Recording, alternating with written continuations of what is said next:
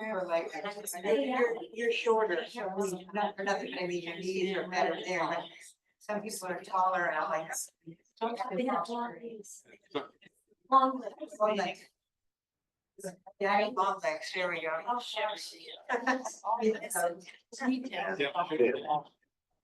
Is that? Just. Is what it's used for, and they would expect out. Since they're really, artifacts, we got it. It was not the list. Oh, no, she threw it. So like an extra, right? Okay, you can tuck that right under. Don't forget it.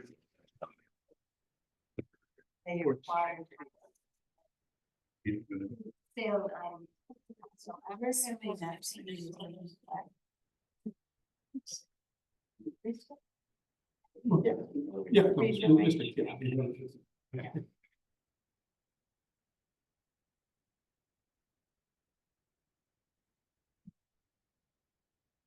What I'm gonna do is, this is a generic thing, you can introduce yourself. Yeah. Tell them it's all okay. Okay, okay. We ready? You tell me when you want. Exactly.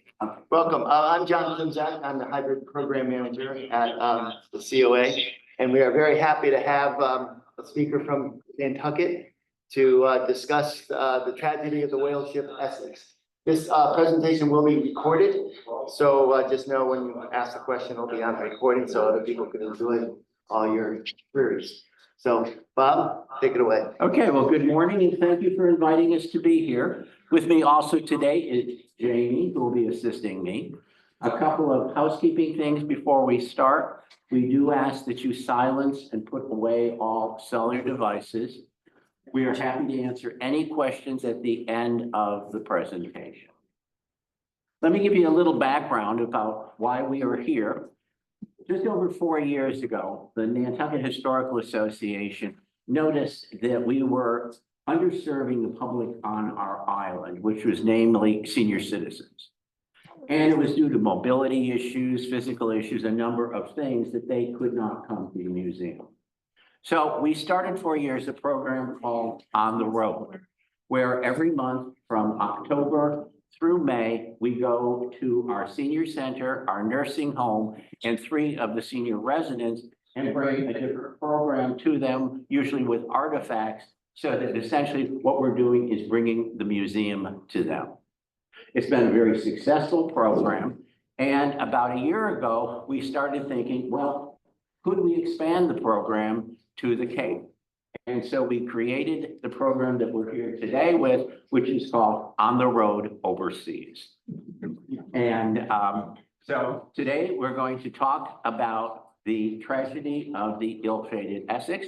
And we've brought a number of artifacts with it that would have been pertinent during the time that the Essex was commissioned and had the tragedy, okay? So I'm going to sit and make this more of a storytelling. And we have a word we use here on Nantucket called GAM, G-A-M. I'm sure you probably run into it. Anybody else run into the term GAM yet? It is thought to have originally been a Nantucket word that meant a gathering of whales. Over time, it became synonymous with a gathering of whale ships. Now picture yourself, you're on a whale ship with 20 other men. 1 year, 2 years, 3 years, the same jokes, the same stories over and over and over. Along comes another whale ship. You would hove to, and you'd exchange stories, you'd exchange jokes. Maybe you're sending mail home, maybe you're getting mail. And those sessions became known as gamming sessions. And the stories themselves became known as a gam.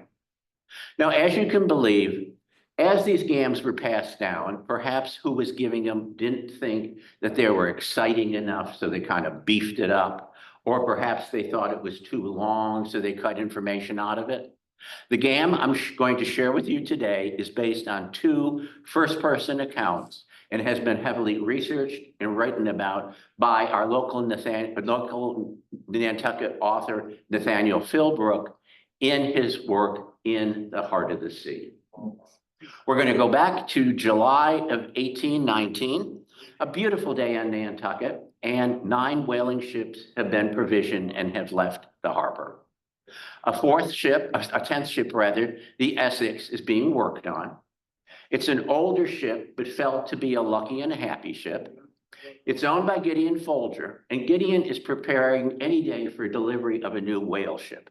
So he's putting the minimum of repairs into the Essex. He just wants to get one more trip out of it. He, of course, wants a Nantucket captain and is able to get first-time Captain George Pollard. Pollard likewise wants a Nantucket crew and is able to get his first mate, Owen Chase, and his second mate, Matthew Joy.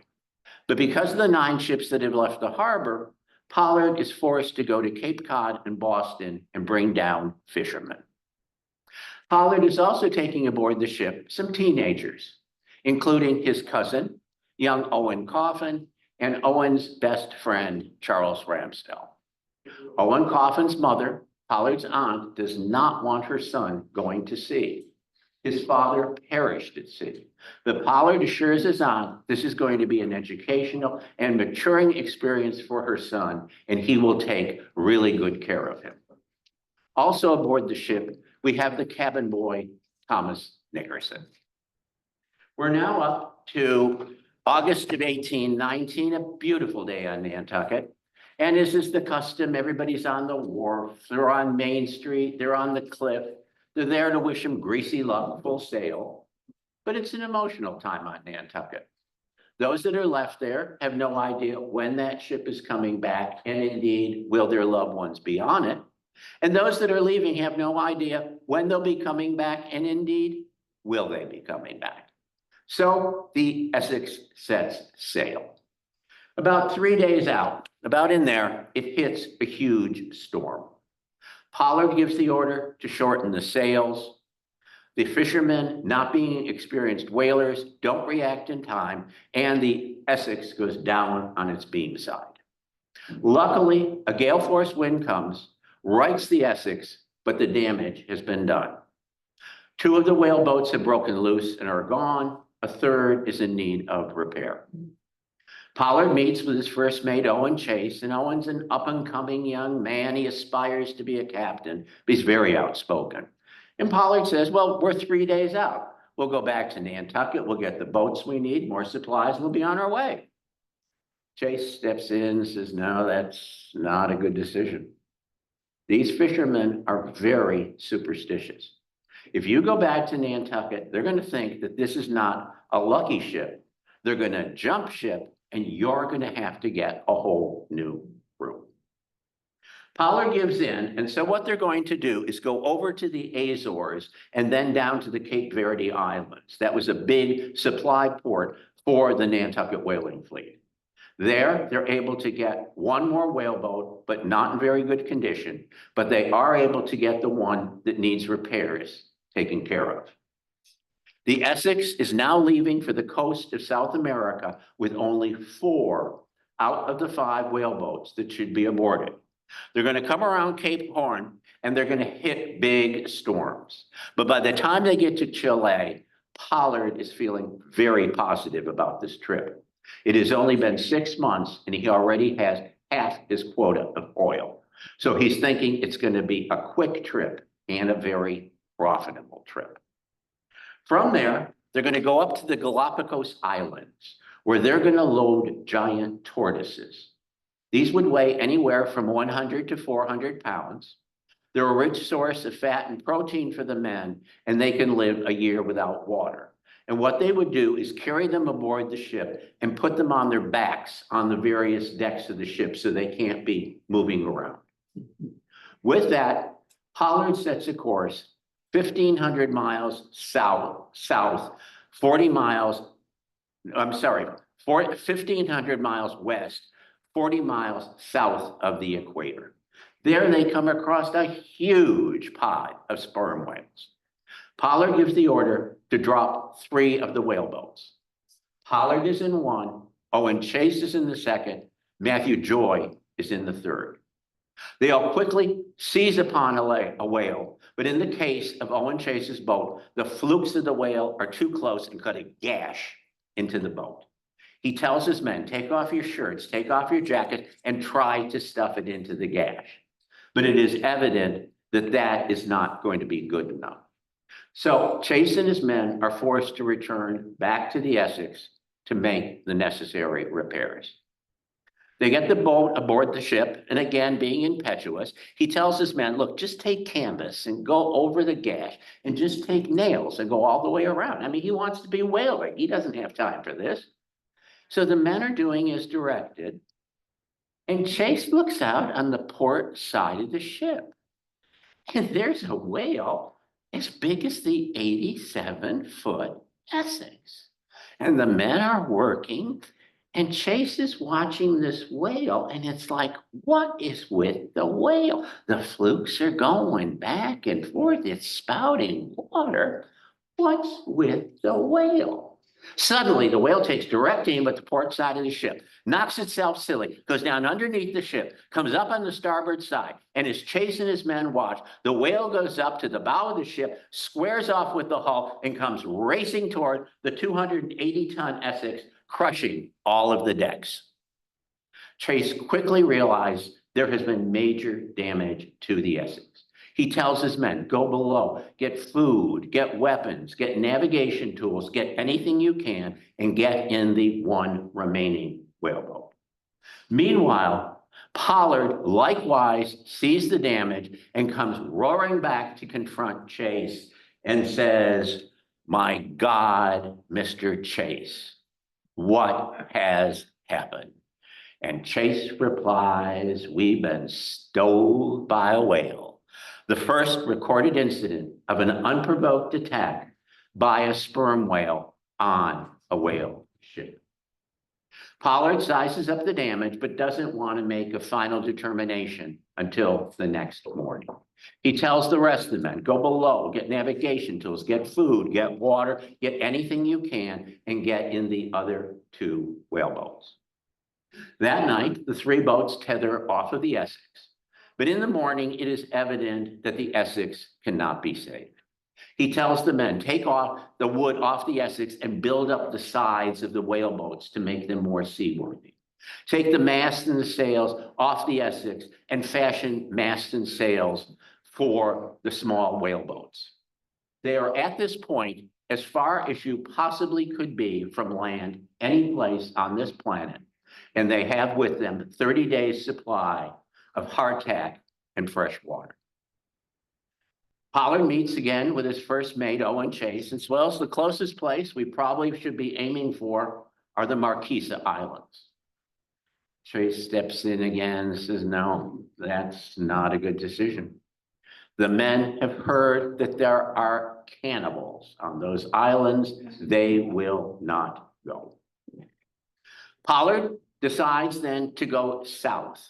And what he's hoping to do is pick up the westerly winds off the coast of South America, which would bring him into Chile or close to it. The boats leave. The first week goes pretty well. The men do their chores, and then a huge storm hits. It contaminates just about all of the fresh water and the hardtack. During the day, the men are out in these little boats. The hot equatorial sun is beating down on them, burning their skin. Their hair is turning gray and falling out. Their eyes are sinking into their heads. They're all starting to look alike.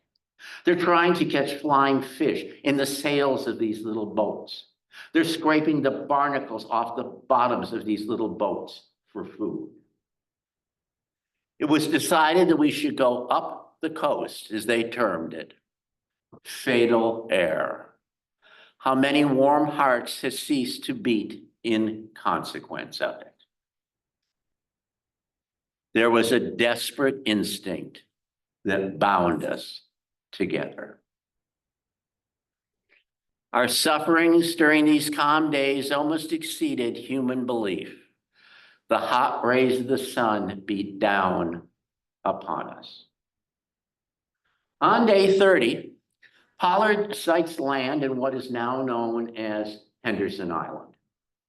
They make shore, and on Henderson, there's some birds, there's some fish, and there's actually a small quantity of fresh water, but only available for a short time during low tide. They spend a week there, at which point it's evident to Pollard that this little island cannot support 20+ men for any length of time. So he gives the order to go back into the boats to proceed to South America. 3 of the men say, absolutely not. We will not get back in those boats and go back out there.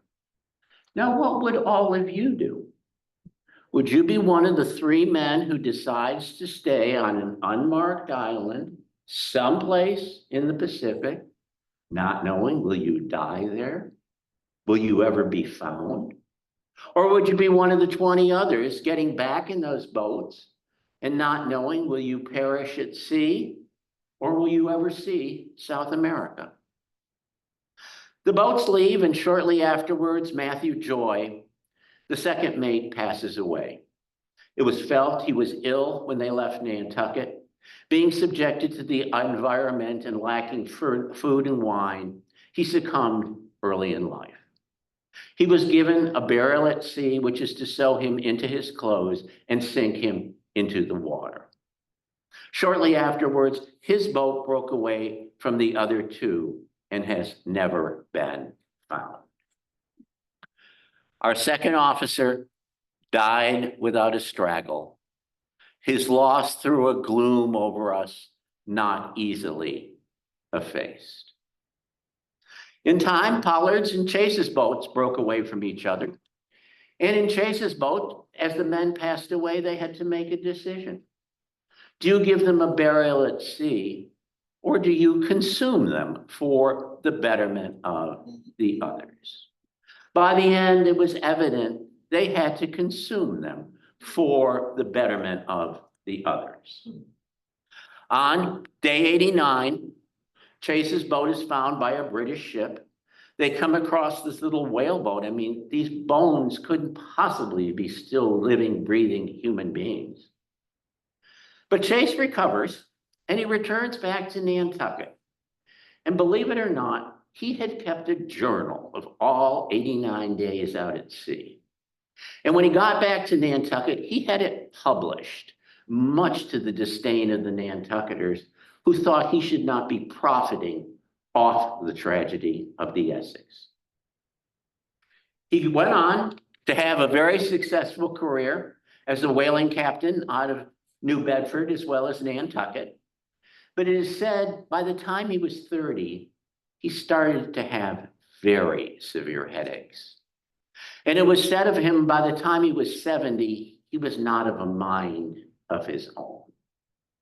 And when he passed away and they went up to his house on Orange Street, which still stands in Nantucket, they found pockets of food and water all through the house because he evidently had such a morbid fear of ever being hungry and thirsty again. In Pollard's boat, as the men passed away, they had to make a similar decision. Do you give them a burial at sea, or do you consume them for the betterment of the others? Toward the end, Pollard is left in his boat with his cousin, young Owen Coffin, Owen's best friend, Charles Ramsdell, and one other man. Young Charles Ramsdell, coming from a good Nantucket whaling family, decides to invoke a custom of the sea, to draw lots to see which one of them should be sacrificed for the good of the others. They drew lots, and unfortunately it fell to young Owen Coffin. Pollard immediately stepped in and said, young Owen, if you do not like your lot, I will challenge any man. And young Owen Coffin, again, coming from a good Nantucket whaling family, replies, I like my lot as well as any other man. Then again, in keeping with the custom, they had to draw lots to see who would do the deed. Unfortunately, it fell to his best friend, Charles Ramsdell. The deed was done and they consumed him. Within a few days, the fourth man passed away, so if they had waited a little longer, it would not have been necessary to draw lots. On day 93, Pollard's boat is found very close to where Chase's was. It was found by a Nantucket whale ship. Again, they come across this little boat of bones that couldn't possibly still be living human beings. But Pollard gets enough strength when he comes aboard the ship to tell the captain of the ship where the three men were, and they were saved on day 100. Pollard returned to Nantucket almost 2 years to the day, August of 1821. Again, as was the custom, everybody was on the wharf. They were on Main Street. They were on the cliff. But by this time, everybody on Nantucket knew what had happened to the Essex. And as Pollard got off the ship and walked up the wharf and up Main Street to his house on Center Street, there was no cheering. There was no jeering. There was just absolute silence. Because everybody on Nantucket knew what happened to the Essex was just the way of the sea. Pollard was actually given a second chance. He was given the captaincy of a Nantucket whale ship, the Two Brothers. Unfortunately, his career was cut short. The Two Brothers hit an unmarked shoal off the Hawaiian Islands, sunk, but all the men were saved. He returned to Nantucket a completely broken and despondent person, but he became quite beloved in the community. He became the night watchman, and every night he'd walk up and down the streets of Nantucket, lighting all of the oil lamps. But there was one person on Nantucket who would never, ever look or talk to him again. His aunt, young Owen Coffin's mother. So how do we know all this? Well, we have Owen Chase's journal that he published. 30 years later, Thomas Nickerson, the cabin boy, published his own account. It was lost up until 1980, when it was brought to the Nantucket Historical Association, proved to be authentic, and it is now in our archives. In fact, the drawings you have been looking at are from the Nickerson version of the tragedy of the Essex. We're going to jump ahead though now, and it's 1842, and we're back in the Pacific. And there's a young whaler on a ship by the name of William Henry Chase, Owen's son. And along comes another ship, and they're having a gam similar to what we're doing today. And young William meets another young whaler. And during the gam, William pulls out a copy of his father's printed journal. The other young whaler gets totally entranced. This whole idea of the giant whale stoving a ship. And he goes to write a book that maybe some of you have heard of. Anybody know what that book is? Moby Dick. When Melville wrote Moby Dick, he had never been to Nantucket. He came to Nantucket in 1852, the year after Moby Dick was published. He stayed up at the corner of what was then called the Ocean House. It's now the Jared Coffin House, if you know it. And he came specifically to see Pollard, who lived right across the street. And Melville at the time said words to the effect, maybe to the islanders, he's a nobody. But I just have to believe, what does a man go through? What does it take to watch your crew be so savagely taken away by the sea? Unfortunately, the only piece that survives from the Essex is by Benjamin Lawrence, one of the crew members. And to keep his sanity, he took little pieces of twine and kept twirling them into a little ring, so that if he ever survived, he would have something to look at to remind him of how horrific the whole experience had been. And if you come to the museum, we do have it on display in our Essex gallery. So that is our story for telling for today. And I'm going to turn it over to Jamie, who's going to talk about some of the related artifacts that we have brought with us. Unfortunately, they cannot be handled except by gloves, so he will take them around for you to get a better look of them, and he will explain to you what we have. Okay? If you'd like to hand me the camera.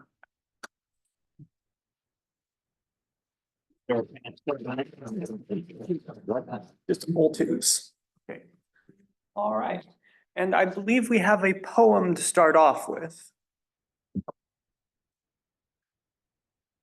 If you'd be so kind as to tee up the poem. There you go. So this is a poem that was created by some of those who found the survivors of the Essex. Next morning then we cut them in, and they began to boil, and both together only made 1.5 tons of oil. The second month quite early on, the 23rd day, from our masthead we did espy a boat to leeward lay. Hard up to the helm and down we went to see who it might be. The Essex boat we found it was, been 90 days at sea.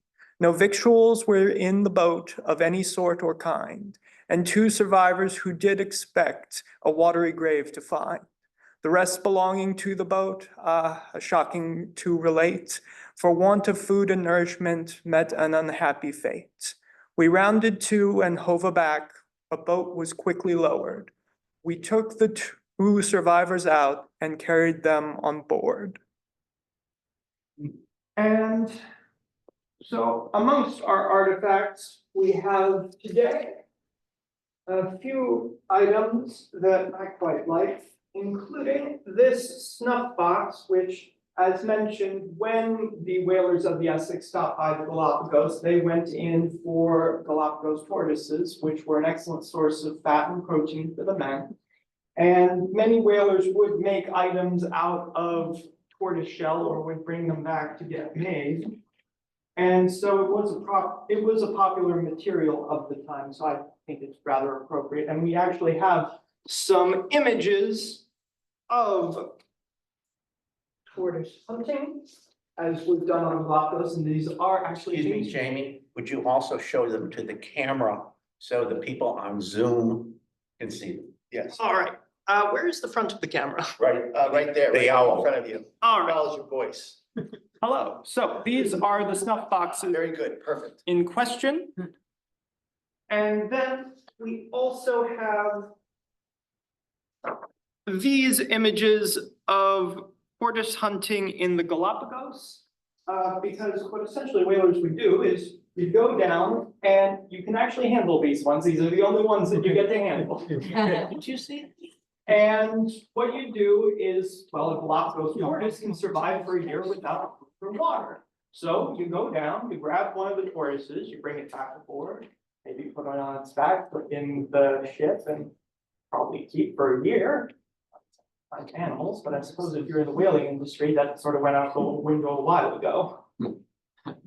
And if you bring that around. Then, very importantly, we also have a pocket compass, which, as you'll realize from the story, was essential to the survival of the crew. As with the case of Mr. Matthew Joy's boat, who did not have any navigational instruments, and could not independently find their way back to South America. Whereas Mr. Chase and Mr. Pollard's boats both had navigational instruments and were thus able to make their way back to South America. And so a thing like this could be a lifesaver. Still functional. Still spinning. Yes, it does.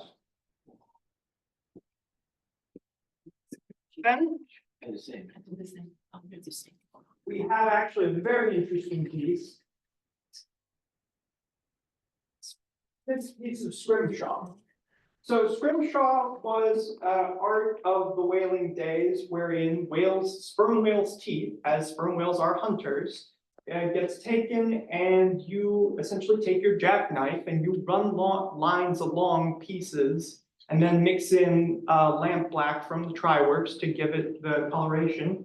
And this piece in specific, though more modern, is of the face of Mr. Nickerson, the cabin boy and survivor who created the account of the Essex that would actually only go on to be found in the mid to late 20th century in upstate New York, of all places.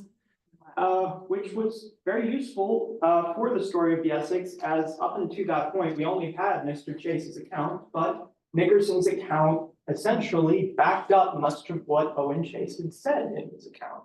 And so it's very useful to the veracity of the story.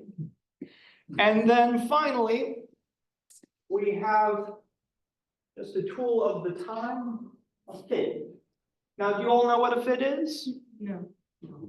So a fid is essentially a tool for unspooling cordage. So you are working with ropes every day, and it is to help essentially undo them and make them more easy to work with. And that's the artifacts we have. We couldn't bring the twine because that's under lock and key. So we're now happy to answer any questions you might have. See where I popped this.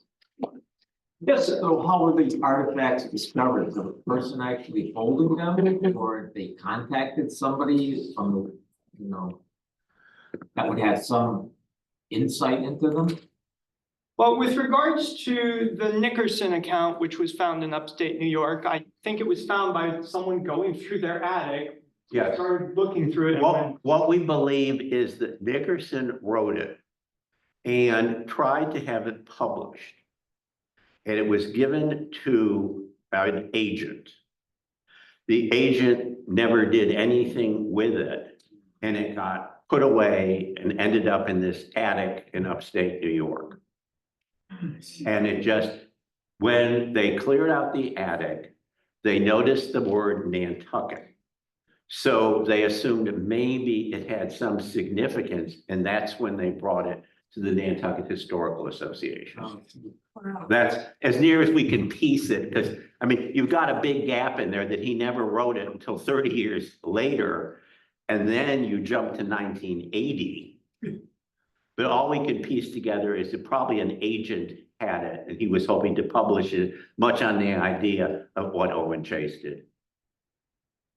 Yes, ma'am. Is this the same Nickerson family that lived in Eastham? And I believe there was Could be. selected around 1990. Could be, I yeah. knew him, and I'm just wondering if it's the same Nickerson family. Probably, I mean, because all these New England families had, you know, branches all over. It's like the Coffins and the Starbucks and all of those that have, you know, feet, so to speak, in the Cape and even in Boston, because the people were moving around. That piece of scrimshaw, the image to me looks like that of an old man. But is it? Well, it was done in, I think, it was done in 2003. The carving, the scrimshaw. The scrimshaw was Scrimshaw done, itself is modern, yes, though the image it was essentially based off of was older, I believe. older, yeah. And the tooth The tooth is a real whale's tooth. is old. That is a real whale's tooth. What's on the back side of the, is there? I don't know that there's much on the backside. It's right in the back. Yes. Is there? Okay. Yes, what is? The Nantucket whale ship Essex, crew of 20, was rammed and sunk by a sperm whale in mid-Pacific on November 20th, 1820. Subsequently, Thomas Nickerson, youngest crew member at 15, survived, as did 4 others. I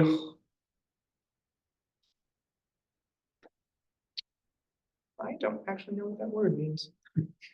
Tragic 3-month ordeal across approximately 3,000 miles of open water. Nickerson died February 1st, 1883, last of the open boat survivors.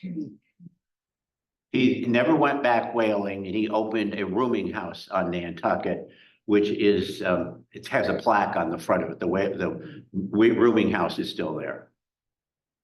Yes, ma'am? Is there any record of them, the crew members acquiring sailors' valentines or making them on the ship? Sailor's Valentine is actually a myth. I know they acquired them from the They acquired them from the natives, and but because when they examined the shells, the whalers were no place that those shells were. So they were acquiring from neighbors and natives and buying them and bringing them back and giving them to their loved ones. There's no record. There's no record of when that might have started, and it probably was in the South Seas because of the types of shells and things that are in sailors' valentines.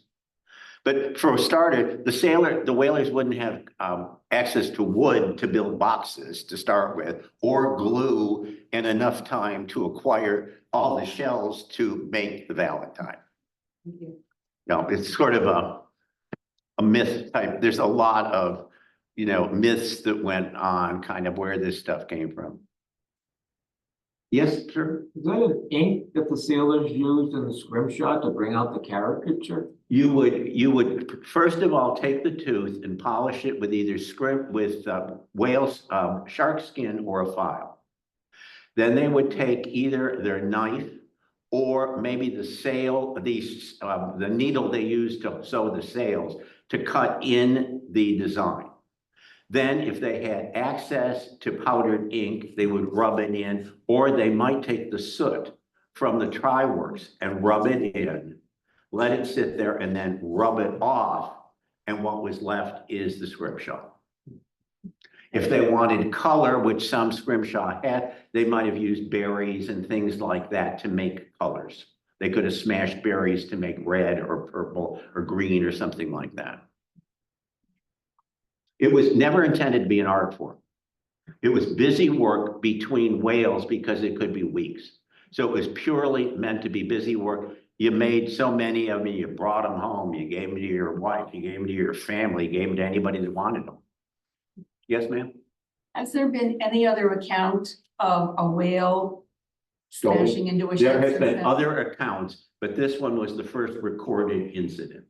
But since after this, there were more accounts of sperm whales stowing whaling ships. And in these encounters, would it be considered that the whale was pissed off and? The belief in the Essex is, first of all, sperm whales, if you look at the sperm whale, their eyes are on the sides of their head. So they're essentially blind. To be able, in that head cavity, that pure spermaceti oil, which is about 300 to 500 gallons of it, gives them what's called echolocation.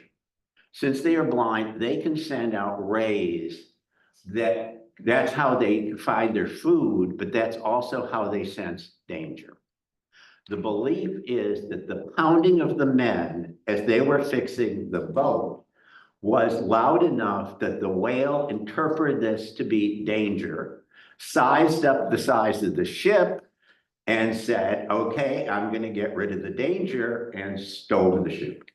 That's as close as anybody can come to a reason of why it happened. And only sperm whales? Only sperm whales had the echolocation.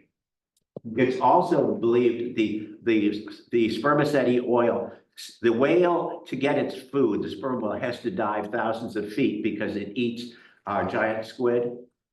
And we believe that the oil also, the whale can change its viscosity just like a deep sea diver could. So as it goes down and comes back up, it can change viscosity, which allows it to smoothly go up and down. It's a very unique creature. Any other questions today? Yes, sir. So there are the two accounts that you've mentioned that were written, and you said they kind of match up, but were there some? There are several others, and if you look at Philbrook's book, he cites several different versions because after that, a number of people took their hand at telling the story. The closest, though, you can get is Chase and Nickerson because they were there. And do those stories pretty much match up? Or They pretty much match up, but they're a little self-serving, like Chase represents himself as being the hero, and downgrades Pollard. Nickerson kind of sets himself up as being the good guy. I mean, if you're gonna write a book, why wouldn't you kind of take the credit for the whole thing?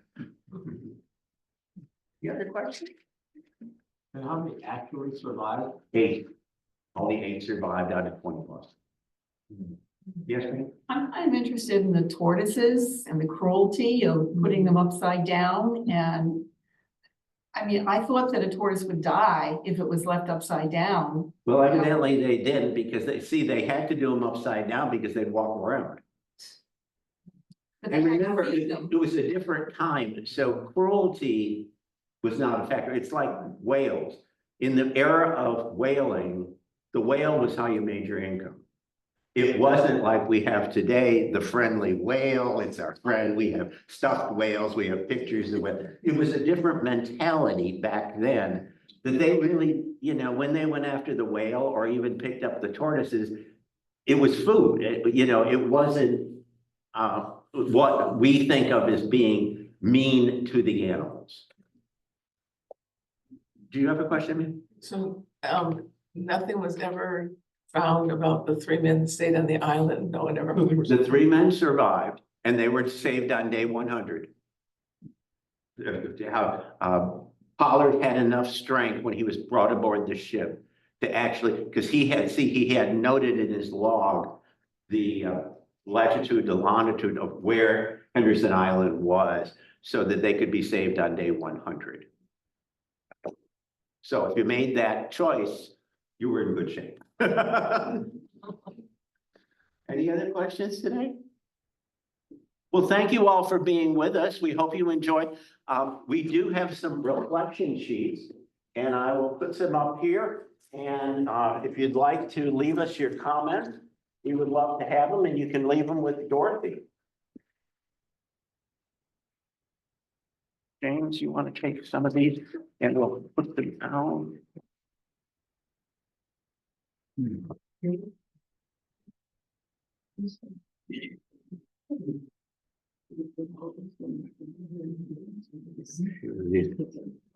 On the bottom of the reflection sheet, there is a coupon that gives you $2 off coming to the Whaling Museum, $2 off the senior rate.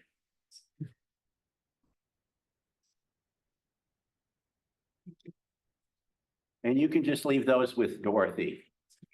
Okay? Well, thank you very much. Thank you for being with us. We're hoping to be back next spring with another program. Okay, thank you. Thank you. Thanks very much. Thank you all for attending, and please keep an eye out on the newsletter. It's coming out for other presentations. In November and December, we're gonna have a few more marine-based ones, so that's great. We're happy you're here. Thank you very much. Wonderful. Thank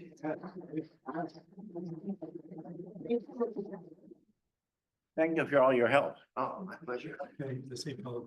This worked out really, really well. Is that an extra? Yes.